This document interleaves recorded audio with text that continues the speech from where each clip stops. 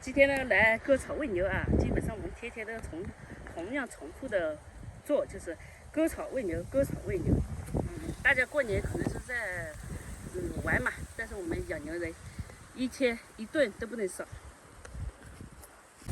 姑，请问一下，割草有什么秘诀？秘诀啊？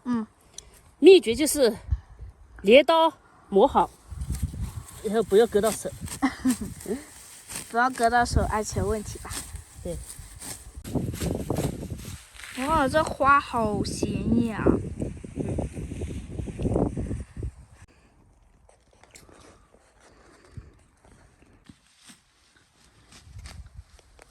哇，都割了一篮了。对，还有一篮。一挑，总共要割一挑。这两天牛少了一点了啊，因为卖掉一些了。那卖的多少钱？杀掉的，是宰掉一些了吗？哦，宰掉一些，卖掉一些。那一共多少钱？啊？一共多少钱？我不知道哎。我说不算杀掉的。不知道。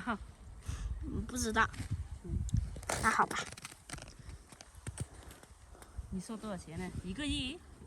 不止吧？不止。不对，那个1个亿有点多了吧？不可能，你家牛养的那么好，都要卖个50块左右吧？不知道。不知道，不可能50块那么贵。我割了好多，你直接硬塞进去是吧？对。哇，好多好多好多！要是看到的话，肯定是连根拔起。我都看不到你割草。你看到我这，看不到镰刀是吧？对，看不到你镰刀。这草都不闪耀的，全是那个牛粪。牛粪？你逗我呢？牛粪能培养出那么好的草？必须的。哇哦，这个草非常 nice。还有这位忙碌的工人。不是工人。哦，忙碌的主人，农民。忙碌的农民。养牛人。对，养牛人。这拿起来的。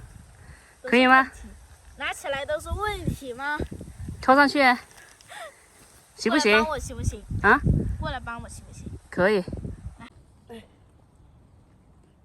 等一下。好。等一下，这是能拿得动的吗？不行了。行不行？不行了，你快过来帮忙。还是干活人。你毕竟还是儿童啊，我是成年人，干活人，走吧。我至少能拿得动，好吗？走。阿姨。放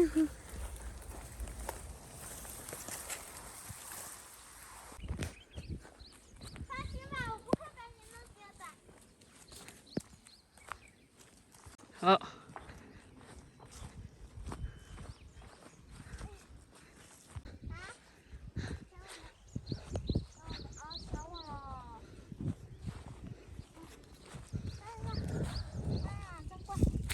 等一下啊，等一下，水准没搞好，你就回家了。等一下，看他看到我们来，他就走了。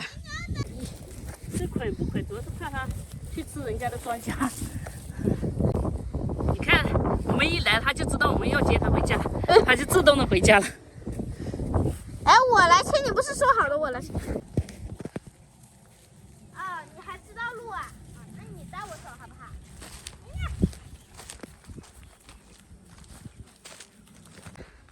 这小牛呢是刚满月，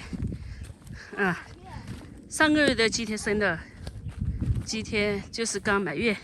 你们说要不要给它拜个满月酒？